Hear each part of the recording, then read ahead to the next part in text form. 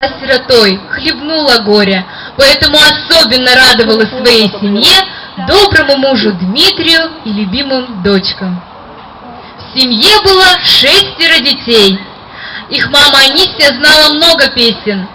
Сейчас прозвучит колыбельная «Чагыр-чагыр-дыдыке», один из вариантов моей прапрабабушки Анисии.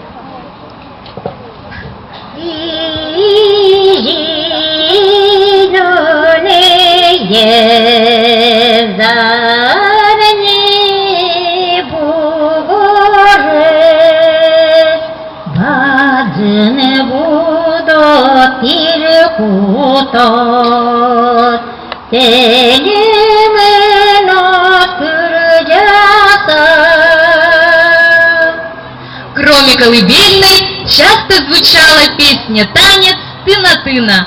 Ее пела Анисия вместе с детьми, которые при этом весело приплясывали. Танец со специфическим напевом «тына» переводится как слог поддержания танца и сопровождается хлопками.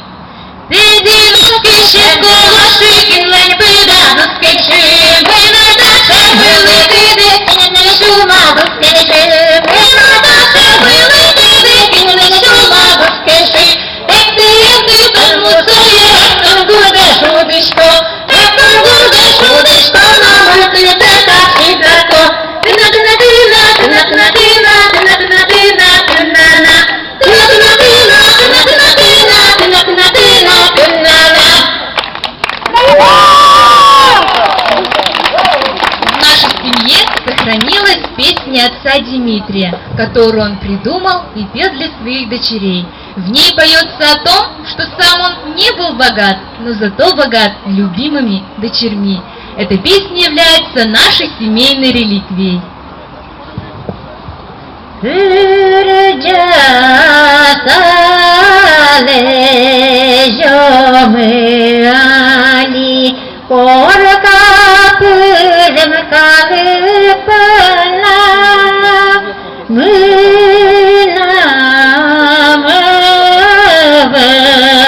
Зарниye hasveşte mınam подюжины вьёхы.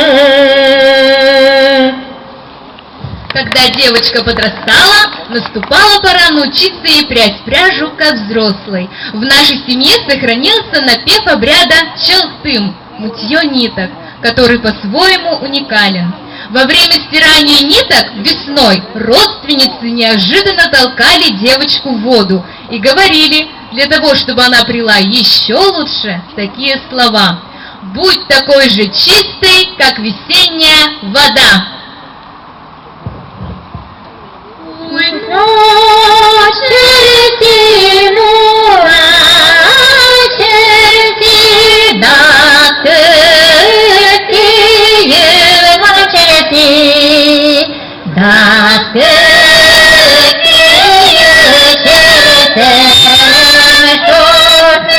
Нени тугое бини.